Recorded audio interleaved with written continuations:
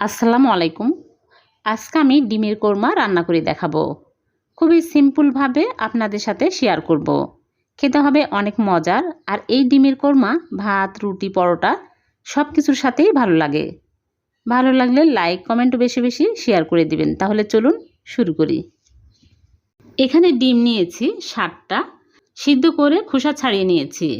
এখন আমি এই ডিমগুলো একটা করে নিয়ে এইরকম করে নাইফ দিয়ে স্কিনগুলো ঝুরি ঝুরি করে কেটে নেব। বেশি কাটা যাবে না, তাহলে ভাজার সময় ভেঙে যাবে। আলতু করে স্কিনের উপরে শুধু এইরকম করে ঝুরি ঝুরি করে কেটে নিতে হবে, তাহলে ভালোভাবে মশলা ঢুকবে। তারপরে ভেজে নেওয়ার জন্য চুলায় প্যান বসিয়ে দিয়েছি, আর দিয়ে দিচ্ছি সামান্য পরিমাণে তেল, আর দিয়ে দিচ্ছি ঘি 1 চামচ, আর সামান্য পরিমাণে লবণ দিয়ে দিচ্ছি, যে ডিম ভাজার সময় গায়ে ছিটকে পড়বে না এজন্য। এখন দিয়ে দিচ্ছি একটা একটা করে ডিম, দিয়ে নেড়ে চেড়ে ভেজে নেব। হালকা করে ভেজে নেব, বেশি কড়া করে ভাজবো না, তাহলে ডিমের স্কিনগুলো একদম শক্ত হয়ে যায়, রাবারি হয়ে যায়, খেতে ভালো লাগে না। যখন এইরকম কালার চেঞ্জ হয়ে আসবে তখনই তুলে নিতে হবে। তারপরে দিয়ে দিচ্ছি পেঁয়াজ কুচি 1/2 কাপ। পেঁয়াজ কুচি দিয়ে নেড়ে চেড়ে ব্রাউন কালার করে ভেজে নেব। এরকম বেরেস্তা হয়ে আসলেই তুলে নিচ্ছি। সবগুলো তুলে নিতে হবে, যদি একটা থেকে যায় তাহলে পুড়ে কালো হয়ে যাবে। সবগুলো আমি ভালো করে তুলে নিচ্ছি। তারপরে আবারও দিয়ে দিচ্ছি পেঁয়াজ কুচি 1/2 কাপ, দিয়ে নেড়ে চেড়ে সফট করে ভেজে নেব। যখন এইরকম সফট হয়ে আসবে তখন এর মধ্যে দিয়ে দিচ্ছি দারচিনির 2 টুকরা, এলাচ 5টা মুখ ফাটিয়ে, আর একটা তেজপাতা মাঝখান দিয়ে চিড়ে দিলাম, আর দিয়েছি গোলমরিচ 8-10টা, দিয়ে আমি নেড়ে চেড়ে কিছুক্ষণ ভেজে নেব। তারপরে দিয়ে দিচ্ছি আদা বাটা 1 চামচ, রসুন বাটা 1 চামচ, দিয়ে নেড়ে চেড়ে কাঁচা স্মেল যা পর্যন্ত ভেজে নেব। তারপরে সামান্য পরিমাণে পানি দিয়ে দিচ্ছি যেন মশলা পুড়ে না যায়।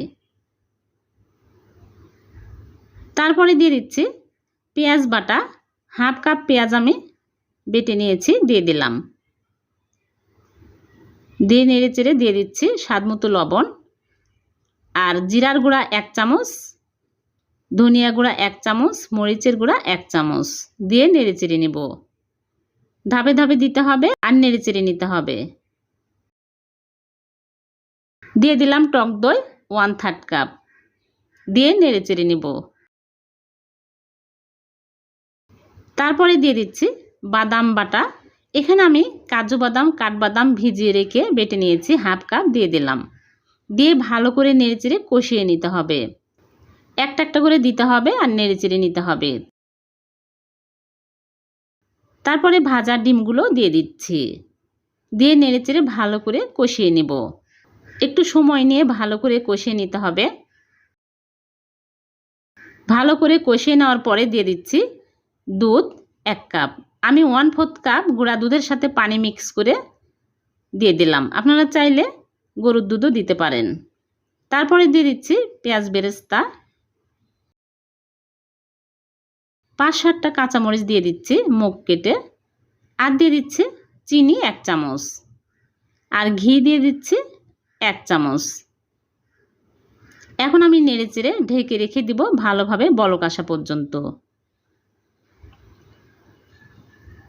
ভালোভাবে বলক চলে আসছে, আর গ্রেভিটাও দেখুন একদম ঘন হয়ে আসছে। পাতলা রাখা যাবে না, গ্রেভিটা যদি পাতলা হয় তাহলে খেতে ভালো লাগবে না। এরকম ঘন হয়ে আসলেই নামিয়ে নিতে হবে। দেখুন কালারটাও অনেক সুন্দর আসছে। এখন আমি চুলা থেকে নামিয়ে নিচ্ছি। চুলা থেকে নামিয়ে সার্ভ করে আপনাদেরকে দেখাচ্ছি। হয়ে গেল ভীষণ মজার ডিমের কোরমা।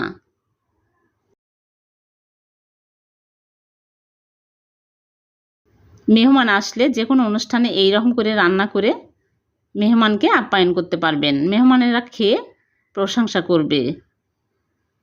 আর এই ডিমের কোরমা ভাত, পোলাও, রুটি সব কিছুর সাথেই খেতে ভালো লাগবে। ভালো লাগলে লাইক, কমেন্টও বেশি বেশি শেয়ার করে দিবেন। চ্যানেলটিকে সাবস্ক্রাইব করে চ্যানেলের পাশেই থাকবেন। আর পেজ থেকে দেখে থাকলে পেজটিকে ফলো দিয়ে রাখবেন। আবারও দেখা হবে নতুন কোনো রেসিপিতে। সে পর্যন্ত ভালো থাকবেন। আল্লাহ হাফেজ।